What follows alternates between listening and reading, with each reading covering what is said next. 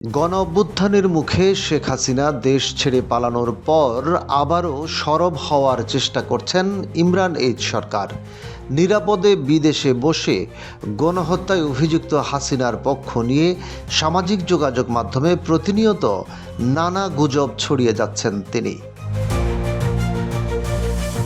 একসময় যেন তার কথাতেই চলত দেশ, তার ঘোষণাতেই পালন হতো গুরুত্বপূর্ণ বিভিন্ন কর্মসূচি।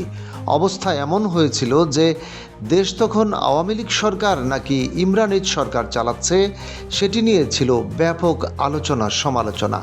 বাকপটু ইমরান সরকার চেতনার বয়ান তুলে ফ্যাসিস্ট শেখ হাসিনার নানান কর্মকাণ্ড বাস্তবায়নের ক্ষেত্র তৈরি করতেন, যার পেছনে ছিল ক্ষমতাসীনদের কোটি কোটি টাকার খেলা।